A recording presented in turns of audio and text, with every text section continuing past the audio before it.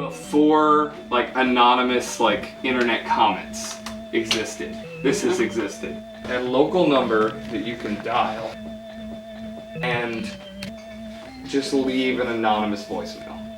And the local paper transcribes this anonymous voicemail and prints it.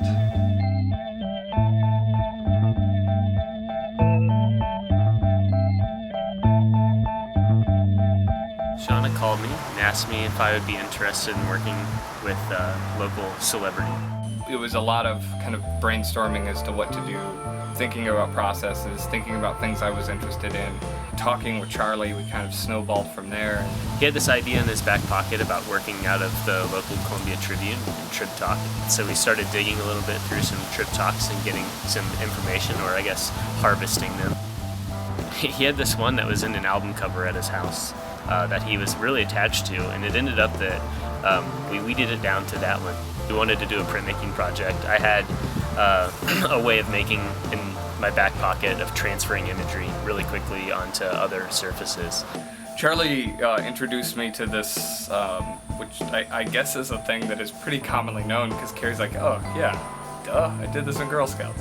So, like, okay, I'm out of the loop here. Using glue with a laser jet print, and then had it printed on tabloid size from just local printer, and adhesing that down to matte, and then a process of wearing off the paper, and it leaves the ink behind, and with the inverse it leaves it so it's readable.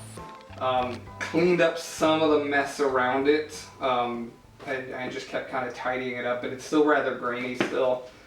Very much keeps the original nature of the print from the newspaper column, which was, yay big. Yeah. It's pulled out and it's enlarged so that you can focus on just that item.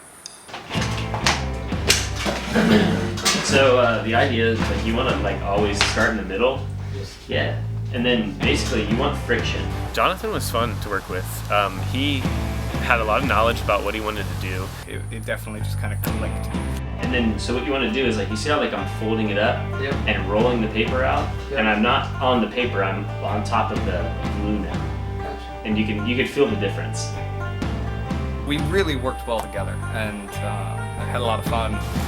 I think that we really discussed kind of between the two of us, like what we thought about Trip Talk and like what it would mean to do a project like this. I've shared my frustration with this form, that it throwaway comments, insults, and in some cases I think definable hate speech are printed and mass-produced by the Columbia Daily Tribune. It frustrates me.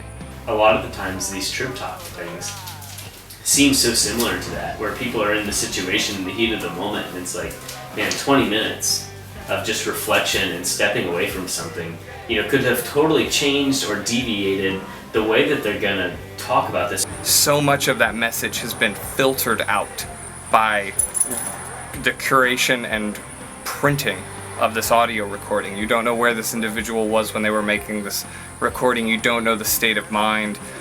You don't know there's so much context that has been removed. And we've removed a lot of that context in our piece. We've removed a lot of the curation, and we're focusing on an individual recording. In some way, it would be to shed light on what Trip Talk is. I think in the same way that they curate and edit and represent, we have curated, edited, and we are representing Trip Talk. Somewhere we cross the line, and by the end there's no telling.